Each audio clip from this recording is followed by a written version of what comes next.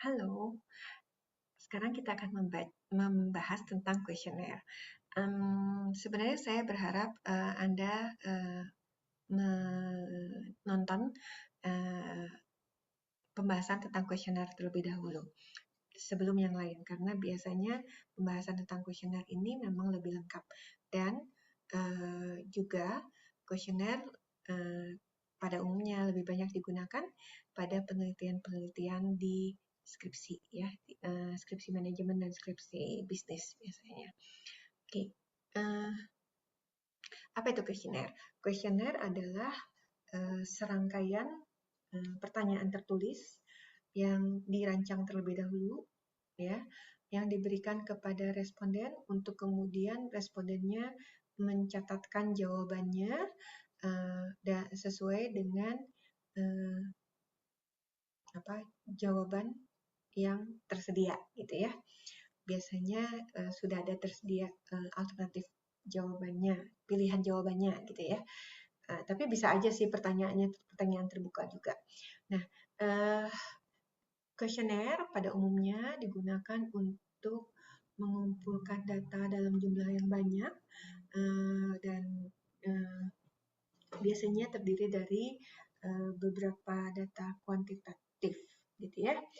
Berikutnya, kuesioner mempunyai keuntungan utama, yaitu jika dibandingkan dengan interview dan observasi, dia pada dasarnya lebih murah dan juga lebih tidak time consuming, ya. Tetapi dia punya kelemahan. Kelemahannya adalah peluang untuk tidak dijawab, ya. Ada besarnya peluang untuk tidak dijawab, dan kemudian yang berikutnya adalah non-response error, ya. Ada error yang terjadi karena mereka tidak menjawab beberapa pertanyaan atau melewatkan secara sengaja atau tidak sengaja beberapa pertanyaan. Gitu. Nah,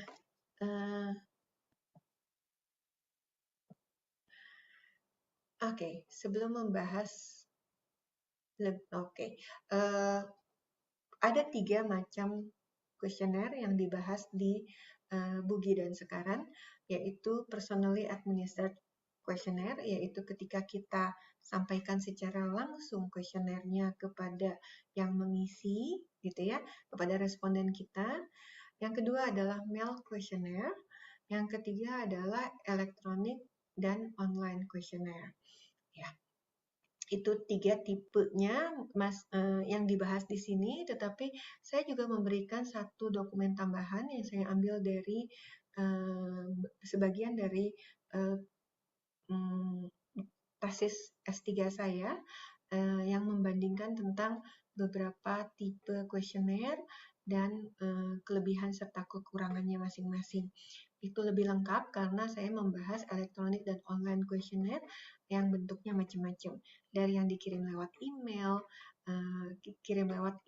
kemudian harus di-download, diisi, dikirimkan lagi, di-upload lagi, gitu ya, sampai electronic questionnaire yang kita kenal seperti saya pernah menggunakan Qualtrics misalnya, dan saya juga meminta Anda untuk mencarikan responden untuk kuesioner penelitian saya yang terbaru. Itu saya menggunakan Question Pro, ya. Sedangkan Anda juga bisa tentu saja menggunakan SurveyMonkey, Anda bisa menggunakan Google Form bahkan, ya. Nah, kita akan bahas sedikit mengenai kelebihan dan kelemahan secara cepat, ya, mengenai 3 hal ini. Kalau Anda ingin sekali lagi mempelajari kelebihan dan kelemahannya dari yang lebih detail, gitu ya, Anda bisa baca PDF file terpisah yang saya lampirkan juga di IDE, ya. Oke, yang pertama adalah ini adalah beberapa readings yang bisa Anda pelajari ketika Anda mau melakukan penelitian dengan kuesioner, karena bacaan-bacaan ini membahas tentang perbedaan antara bentuk kuesioner yang satu dengan yang lainnya dan beberapa teknik untuk menyebarkan kuesioner. Ya, walaupun saya akui bacaan-bacaan ini saya kumpulkan dari jurnal-jurnal artikel yang sudah agak lama ya, di tahun 2000-an sampai 2009 ya, kalau nggak salah ya. Oke. Tapi informasi-informasinya saya rasa masih relevan untuk Anda. Oke. Yang pertama, personally administered questionnaire adalah ketika kita punya questionnaire yang sudah kita rancang, kita bawa ke calon responden kita, dan kita minta responden kita untuk mengisi. Ya.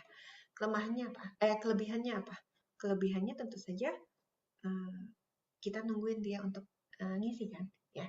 Jadi kalau ada yang tidak dipahami, dia bisa tanya kalau dia mau nanya, tapi ya.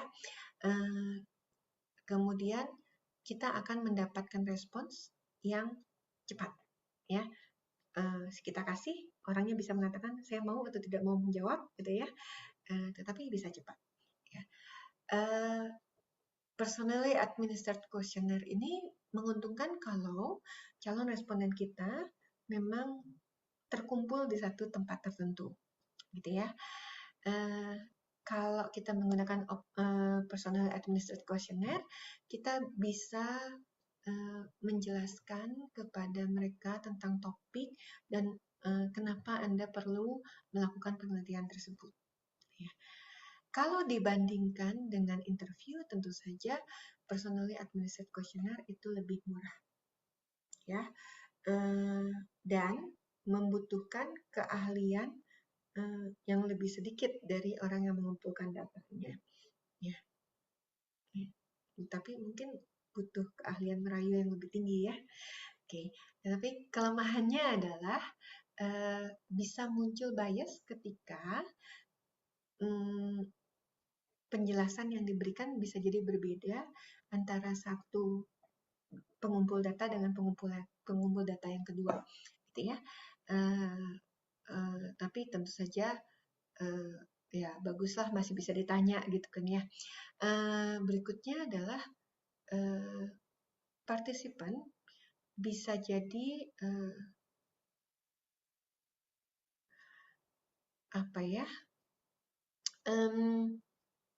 akan menjawab ya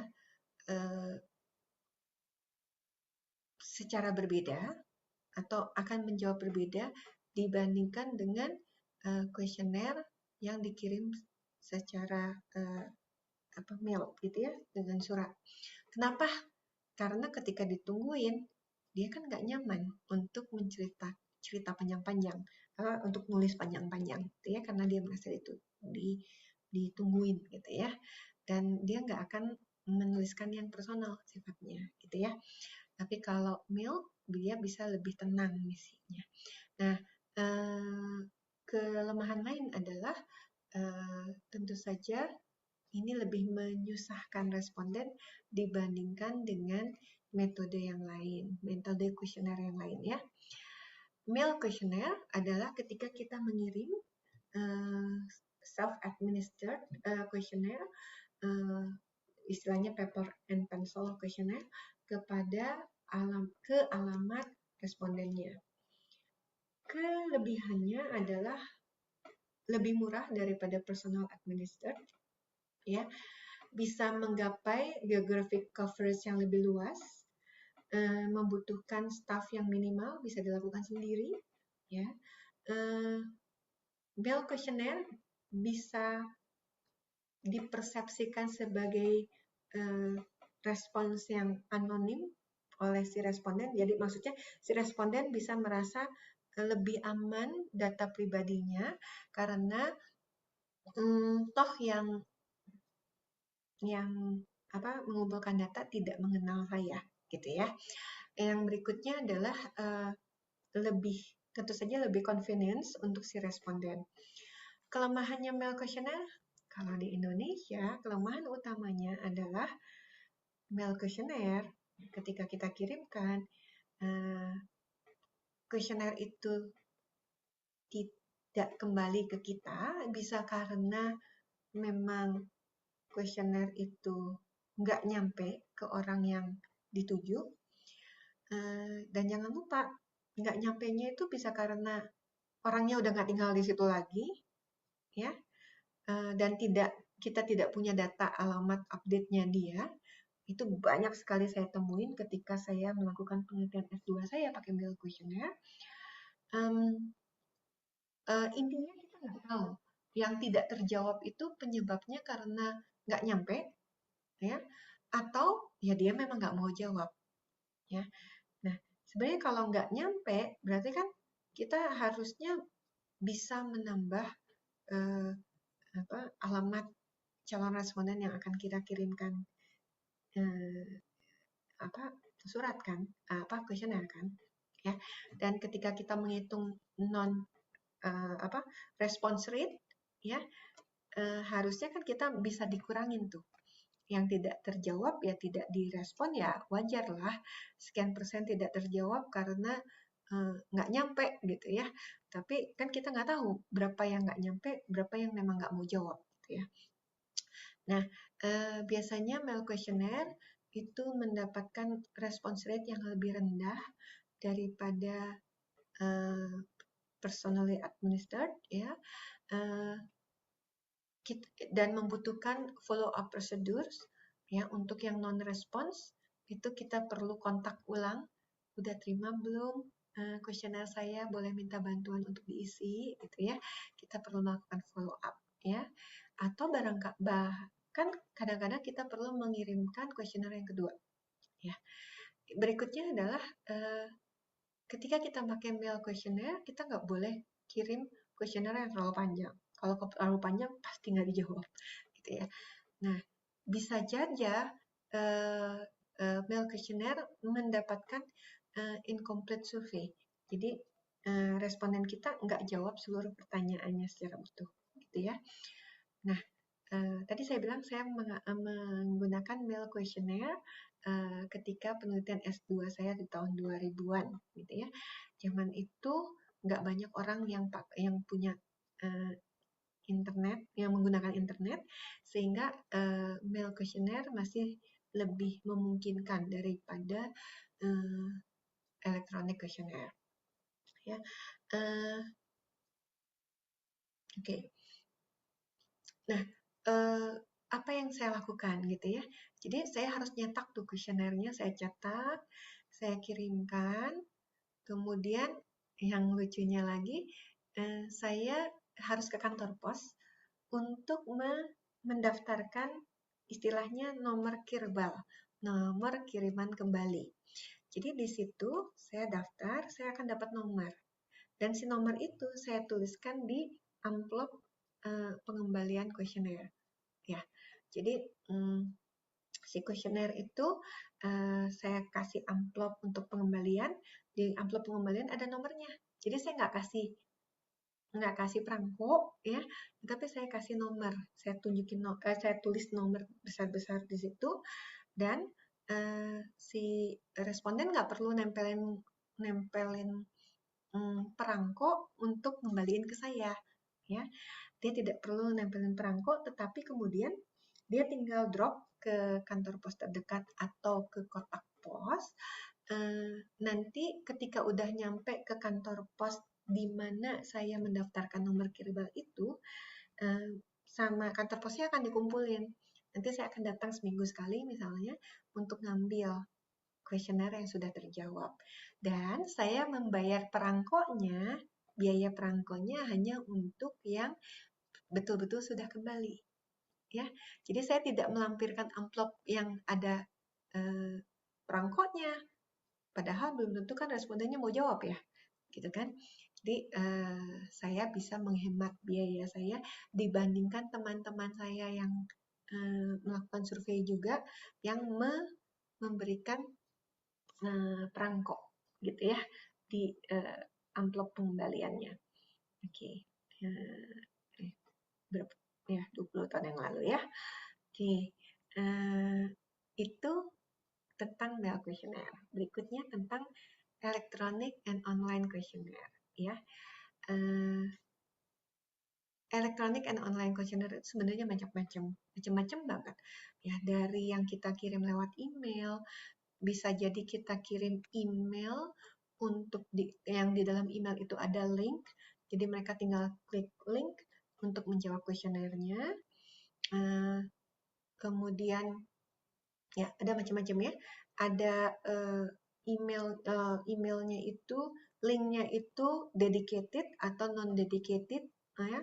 Kalau dedicated itu artinya hanya orang yang dapat email itu aja yang bisa menjawab kuesioner yang saya berikan, ya. Jadi saya pasti tahu siapa yang menjawab, gitu ya. Kemudian ya dijawabnya hanya bisa sekali, gitu. Nah, sampai ke betul-betul electronic questionnaire atau online questionnaire yang benar-benar siapapun bisa menjawab, gitu ya. Oke, kelebihan dan kelemahan dari electronic and online questionnaire ini tentu saja berbeda-beda tergantung tipenya, dari yang email kah atau yang completely online questionnaire, gitu ya. Nah, tadi saya udah cerita bahwa electronic and online questionnaire ini misalnya contohnya kalau kita pakai SurveyMonkey, kita pakai QuestionPro, kita pakai Qualtrics, kita pakai Google Form misalnya. Ya, kelebihannya adalah tentu saja gampang, ya, easy and fast to administer, dapat mencapai responden dimanapun sepanjang dia punya internet, sangat murah, ya. Responden bisa menjawab kapanpun sesuai dengan waktu dan tempat yang dia inginkan. Dan kelebihan lainnya adalah kalau Anda pakai QuestionPro, Google Form juga bisa, Qualtrics itu for some extent si Qualtrics-nya sendiri, si QuestionPro-nya sendiri ngebantu kita untuk menyajikan data yang dikumpulkan. Ya, misalnya membuat pie chart, membuat diagram batang, gitu ya, itu bisa dibantu oleh mereka. Bahkan analisa statistik sederhana bisa dibantu juga. Ya, jadi kenapa saya juga minta Anda untuk mengumpulkan data untuk saya, selain tentu saja itu membantu penelitian saya, tetapi saya juga akan menunjukkan kepada Anda bagaimana hasil yang bisa diperoleh dari QuestionPro dan kemudian bagaimana penyajian data yang bisa mereka bantu untuk kita kalau kita pakai itu, gitu ya. Oke. Kelemahannya, tentu saja response rate-nya akan rendah. Biasanya ini kita gunakan kalau sampel kita tidak kita ketahui jumlahnya, sampel populasinya tidak kita ketahui jumlahnya, ya, sehingga kita juga susah juga untuk menghitung response rate, ya, karena pada dasarnya dia pasti high non-response sebenarnya, sehingga akan dipertanyakan dari sisi generalisability-nya, ya. Sampling issues tadi saya sudah bahas ya, bahwa tidak populasinya menjadi sangat tidak jelas, gitu ya, dan ya kita tidak bisa memvalidasi siapa yang menjawab kuesioner kita, gitu ya, orangnya serius apa enggak, gitu ya. Kadang-kadang saya sudah senang dapat respon, tahu-tahu jawabnya asal-asalan, bahasanya aneh, gitu ya, ketika menjawab, dan bisa aja dibuat jawaban yang kacau, disengaja gitu jawabannya dibikin scattered, gitu ya. Oke. Ya, kadang-kadang orang iseng, gitu ya. Tentu saja dengan demikian kita susah untuk memotivasi responden kita untuk menyelesaikan survei kita, untuk selesai menjawab, ya. Responden harus mau dengan dengan baik hati, gitu ya, menjawabkan kuesioner kita. Sebagian orang itu merasa permintaan untuk menjawab kuesioner melalui email itu ofensif. Ya, saya pernah mengalaminya. Jadi ketika saya melakukan penelitian S3 saya, ketika saya follow up, saya tanya, kuesionernya kok belum boleh bantu saya menjawab kuesionernya, karena saya pernah mengirimkan kuesioner 2 minggu yang lalu, misalnya gitu ya. Kemudian jawaban dari dia apa? Jawaban dari dia, dari mana Anda tahu alamat email saya? Dari mana Anda tahu identitas saya? Gitu ya. Nah, di situ kita harus menjelaskan dengan sopan bahwa saya mendapatkan kontak Anda dari misalnya dari customer Anda, dari perusahaan Anda, gitu ya. Dan Anda perlu menyebutkan siapa yang memberikan datanya kepada kita, gitu ya. Supaya tentu saja supaya dia percaya, gitu ya, supaya kita nggak dituduh nyolong data dari mana, gitu ya. Nah, jadi ya kadang-kadang orang komplain, jawab enggak, komplainnya iya, gitu ya. Oke. Nah, ada beberapa hal yang kita perlu perhatikan ketika kita mendesain kuesioner kita. Yang pertama adalah pemilihan kata yang kita gunakan. Rasanya saya pernah membahas ini juga ketika kita membahas tentang operasionalisasi variabel. Kemudian hal kedua adalah prinsip-prinsip yang perlu kita pertimbangkan ketika kita mau mengukur, ya, bagaimana kita menyusun kategorinya, mengkodifikasinya, ya, menggunakan skala yang seperti apa, dan bagaimana kita menguji reliabilitas dan validitasnya. Kemudian yang berikutnya adalah bagaimana kita membuat penampilan kuesioner kita yang memotivasi calon responden kita untuk menjawab. Ya, bisa dilihat dari rancangan penampilan kuesioner kita, panjangnya. Jadi kalau terlalu panjang biasanya membuat orang malas ngisi ya. Atau udah ngisi kemudian dia berhenti mengisi, nggak menyelesaikan. Berikutnya adalah bagaimana kita memperkenalkan diri kita, memperkenalkan penelitian kita kepada responden, dan bagaimana kita bisa memberikan instruksi untuk mereka menyelesaikan dengan baik. Oke, kalau kita bicara soal wording, yang pasti kita harus memilih kata-kata yang appropriate, ya. Tetapi juga hati-hati dengan level of sophistication-nya kita. Jadi, oke. Selama Anda menulis untuk sekolah, untuk di kuliah Anda oleh dosen Anda, ayolah pakai bahasa jangan pakai bahasa pasar gitu kan ya, jangan pakai bahasa yang aneh-aneh gitu ya, yang tidak baku. Tetapi ketika Anda misalnya membuat penelitian kepada masyarakat miskin, katakanlah, ya, maka pilihan kata Anda nggak boleh terlalu akademis gitu ya. Harus Anda ingat bagaimanapun penyusunan kuesioner itu tujuannya untuk dipahami dan dijawab, gitu ya. Jadi membuat kuesioner sebenarnya dengan memakai bahasa yang terlalu tinggi itu juga tidak baik, gitu ya. Oke. Yang ketiga adalah tipe dari pertanyaannya dan bagaimana kita menanyakannya. Kemudian yang keempat adalah mengurutkan pertanyaannya, jangan bikin bingung gitu ya. Yang kelima adalah hati-hati dengan pengumpulan data personal. Ya, pengalaman nih ya. Kalau kita melakukan penelitian di Australia misalnya, kita tidak mungkin bertanya tentang umurmu berapa, agamamu apa. Kalau di Indonesia mah boleh-boleh aja, tapi kalau di sana nggak boleh, gitu ya, karena itu terlalu personal. Dan apa urusanmu dengan itu? Gitu, ya. Umur, kalau memang Anda perlu mendapat informasi tentang umur, mungkin ada baiknya Anda memberikan range umur. Bukan tanya umurmu berapa, tapi umur Anda adalah antara umur sekian sampai sekian misalnya. Ya, di bawah 25 tahun, antara 25 tahun sampai 30 tahun, di atas 70 tahun. Ya, seperti itulah. Ya. Jadi oh ya, satu hal lagi. Data personal, kalau saya bikin kuesioner, saya lebih cenderung untuk menanyakan data personal di akhir. Ya, setelah pertanyaan-pertanyaan tentang inti kuesioner saya.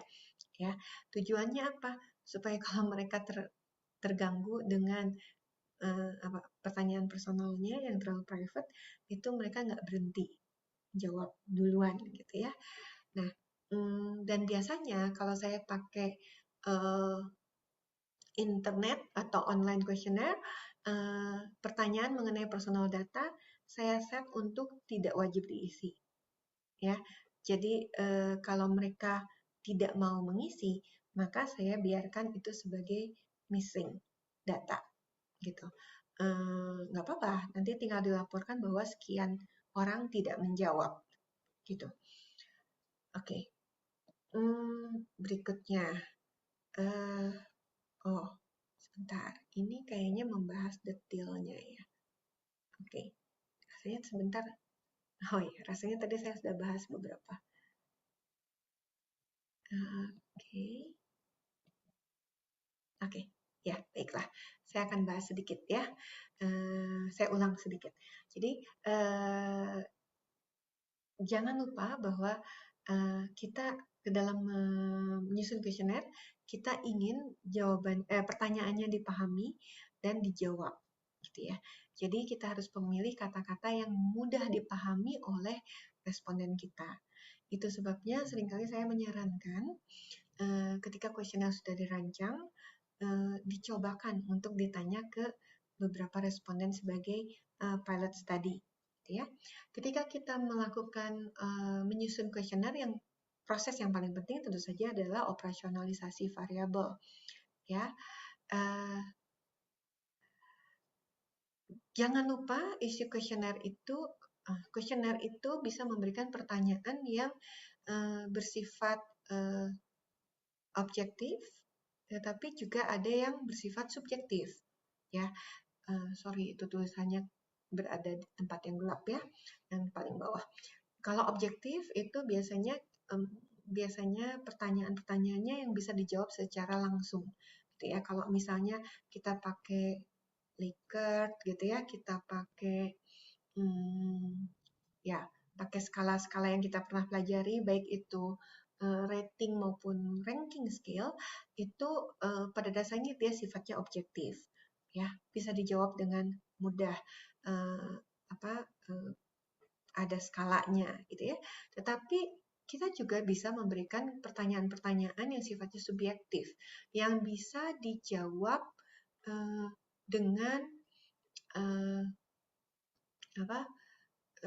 dengan melibatkan emosi, gitu ya.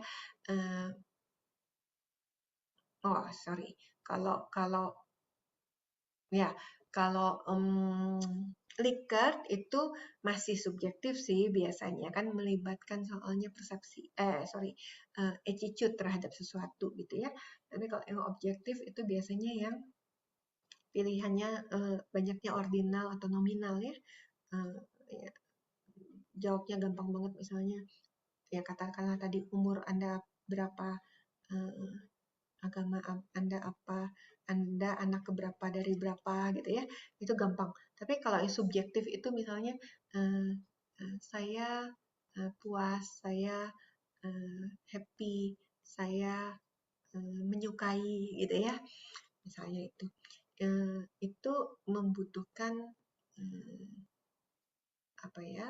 elemen-elemen yang lebih sensitif pengukurannya gitu ya. Oke, nah atau bahasa yang lebih sensitif juga ya. Berikutnya adalah kalau tadi adalah konten ya, kemudian wording ya, memilih kata-katanya. Kembali lagi kita harus memilih kata-kata yang appropriate, menggunakan bahasa yang mereka gunakan, responden gunakan, kita harus menghindari pertanyaan yang membingungkan, gunakanlah bahasa yang normal, yang umum, ya, dan menghindari bias, ya. Nah, jadi kalau yang pertama kita membahas soal kontennya yang harus kita ukur sehingga operasionalisasi harus benar. Tapi yang kedua kita membahas mengenai penggunaan bahasanya ya lebih banyak ya. Oke. Yang ketiga adalah tipe dari pertanyaan. Ya, pertanyaan bisa open-ended, bisa closed question. Kalau open-ended, yang tadi saya bilang, misalnya kita pertanyaannya esai atau penjelasan singkat gitu ya. Apakah, bagaimanakah gitu ya. Itu biasanya dijawab dengan uraian gitu ya. Nah, kalau closed question adalah ketika alternatif jawabannya sudah kita berikan. Ya, tadi misalnya pakai skala-skala, baik itu skala yang rating scale maupun ranking scale. Ya. Terus yang berikutnya, nah ini kita harus pikirkan, apakah kita akan melibatkan kata-kata atau worded atau kalimat yang negatif atau yang sifatnya reverse, ya. Hati-hati ketika kita mencampurkan antara positif dan negatif worded questions, ya. Ada banyak perdebatan tentang menuliskan reverse questions, ya. Tapi dari pengalaman saya membagikan kuesioner ke beberapa kali kepada penduduk Indonesia, negative questions itu seringkali menyebabkan jawaban yang bias, ya. Kenapa? Karena kadang-kadang respondennya baca ragu-ragu gitu. Ini tuh maksudnya kebalikannya apa enggak ya gitu. Ya. Jadi kalau saya sih cenderung untuk tidak memberikan reverse questions di tengah-tengah pertanyaan yang tidak reverse. Ya, kadang-kadang kalau gitu saya taruh reverse questionnya di paling bawah kalau saya mau melibatkan reverse questions. Ya, kemudian yang perlu Anda ingat, jangan bikin pertanyaan atau pernyataan yang membingungkan. Yang membingungkan contohnya apa? Double negatives. Tidak, tidak. Bukan tidak. Ya, misalnya kata bukan tidak. Ya, jadi hindari double negative atau excessive use of words. Ya, misalnya terlalu banyak kata tidak, terlalu banyak kata only, gitu ya. Itu akan membuat orang bingung, gitu ya. Oke. Jadi kalau saya menyarankan lebih banyak gunakan kalimat yang positif, ya, yang tidak memakai kata tidak, gitu. Tetapi kalau kita bikin kuesioner, kalau misalnya kuesioner yang kita tiru ternyata mempunyai reverse questions, kita harus pertimbangkan apakah kita mau melibatkan reverse questions itu atau tidak. Kalau saya lebih nyarankan, kalau tetap Anda mau pakai reverse question, taruh di pertanyaan paling akhir. Gitu. Yang berikutnya adalah bentuk pertanyaan. Ya, ada beberapa pertanyaan yang sebaiknya tidak disampaikan dalam kuesioner. Yang pertama adalah double-barreled questions, pertanyaan yang bisa mempunyai arti ganda. Ya, oke. Yang kedua adalah pertanyaan yang ambigu, ya, yang artinya itu samar, ya, tidak memberikan arti yang betul-betul to the point lah, gampangnya gitu ya. Yang berikutnya adalah recall dependent questions. Ketika kita melibatkan pertanyaan yang harus merecall experience yang terlalu jauh di masa yang lalu, ya. Sehingga memori sudah samar gitu memorinya. ya. Kalau ditanyakan nanti akan memberikan jawaban yang ragu gitu, ya. Leading question, pertanyaan yang terarah seolah-olah jawabannya tuh harusnya begini, ya. Loaded question adalah pertanyaan yang terlalu melibatkan emosi yang tidak perlu, ya. Pertanyaan yang pada dasarnya mengandung social desirability, yang kita tahu jawabannya pasti begitulah, ya. Secara umum pasti begitu.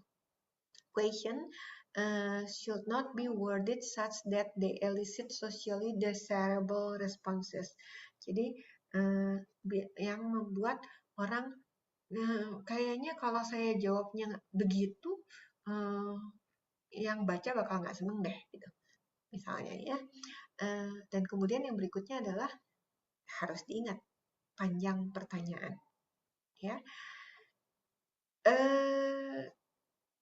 Sebagai rule of thumb, ya, jangan sampai Anda dalam kuesioner Anda melibatkan kalimat yang lebih dari 20 kata, ya, karena kepanjangan bikin orang susah baca, ya. Nah, dan sebenarnya jangan sampai pertanyaan Anda atau pernyataan Anda terdiri dari banyak sekali baris pertanyaan, ya. Itu akan membuat orang merasa terbeban untuk menjawab, gitu ya. Oke. Pengurutan pertanyaan. Nah, ini sudah dibahas juga ya sebenarnya di interview, ya. Jadi pertanyaan itu sebaiknya dari yang mudah ke yang susah, dari yang umum ke yang spesifik, ya. Istilahnya funneling, ya.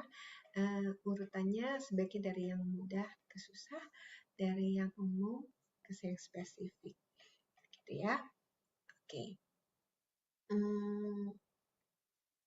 Bentar, kok nggak bisa? Ya.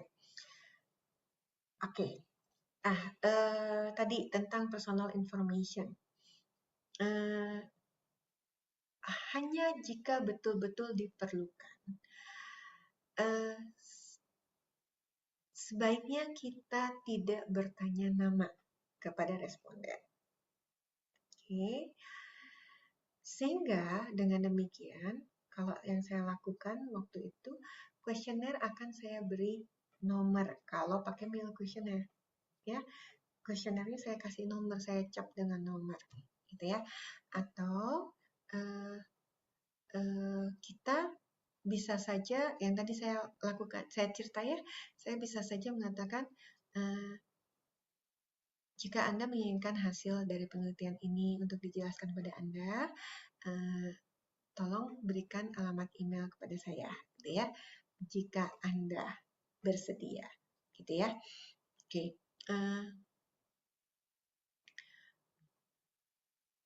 Ya, kemudian kita harus menjalankan prosedur kepada responden, termasuk menjelaskan tentang data Anda aman. Ya, saya tidak akan memberikan data Anda, informasi apapun tentang Anda kepada orang lain kecuali pembimbing saya, misalnya. Ya, jawaban Anda tidak akan dituliskan dimanapun kecuali pada skripsi. Kalau saya mempublikasikan hasil penelitian ini, identitas Anda akan disamarkan. Misalnya begitu ya. Oke, nah itu harusnya ditulis pada cover letter istilahnya. Kalimat pembuka sebelum responden membaca kuesionernya. Nah, oke, di situ juga dituliskan ya bahwa sebagian peneliti menanyakan tentang personal data pada akhir, bukan di depan. Ya, disarankan untuk mengumpulkan data demografis, ya,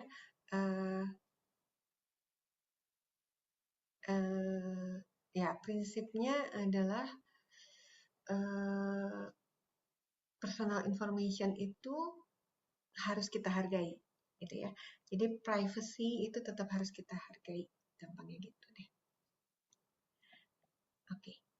Nah, ketika kita melakukan pengukuran, kembali lagi topiknya nyambung dengan operasionalisasi variabel ya, dan pembuatan pengukuran. Ketika kita menyusun kuesioner, yang pertama kita harus ingat bahwa kita harus memberikan kesan yang menarik, ya, sehingga responden mau untuk menjawab kuesioner kita. Jadi kuesionernya harus rapi, gitu ya, penampilannya menarik, dikasih warna, mungkin dikasih pattern, tapi juga jangan terlalu heboh, gitu ya. Jangan kekanak-kanakan juga, gitu ya. Jadi harus ada kita harus memperhatikan general appearance or get up of the questionnaire supaya bisa pay attention si respondennya. Yang kedua, kita harus punya good introduction, ya. Kita harus memperkenalkan diri. Ada proper introduction, cover letter yang menjelaskan tentang identitas peneliti dan kemudian diikuti oleh penjelasan mengenai tujuan penelitian. Ya, dua hal itu paling penting. Tetapi saya selalu memberikan perkiraan, misalnya perkiraan waktu untuk mengisi kuesioner. Ya, kemudian saya juga memberikan selalu saya akan memberikan pernyataan jika ada hal yang mengganggu mengenai penelitian ini, mohon disampaikan kepada saya. Terus saya akan memberikan alamat email saya dan nomor kontak saya. Biasanya begitu, gitu ya. Oke, yang ketiga adalah organisasi dari pertanyaannya. Buat penjelasan yang masuk akal dan penampilannya tuh mudah dibaca, gampangnya gitu ya. Berikutnya tentang personal data tadi sudah dibahas ya. Informasi mengenai income atau personal data yang sensitif lainnya itu harus dipertimbangkan, masak-masak perlu ditanyain apa enggak, gitu ya. Berikutnya adalah kita harus pikirkan apakah kita memerlukan open-ended question atau enggak di akhir, ya. Biasanya ya tadi saya sering juga melibatkan open-ended question untuk menanyakan kepada responden atau untuk responden memberi respons apapun yang terkait dengan penelitian kita. Itu. Nah, jangan lupa untuk memberikan penutup dari kuesioner kita, ya. Paling tidak bilang terima kasih atas kesediaan Anda untuk mengisi kuesioner ini. Waktu Anda sangat berguna bagi kami.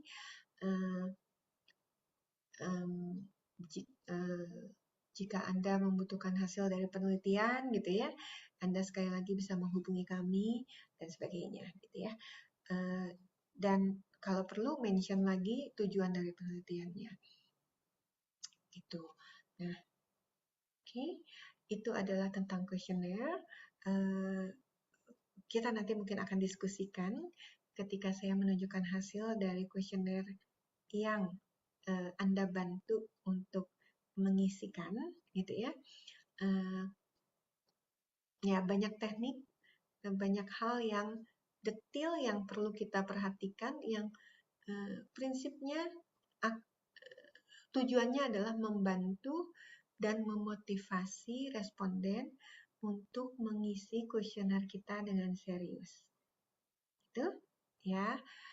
Nah, biasanya dalam ketika merancang penelitian, ya, skripsi untuk mahasiswa saya yang menggunakan kuesioner itu bisa bolak-balik ke saya berkali-kali, ya, karena saya ingin kuesionernya dirancang dengan baik, biasanya begitu.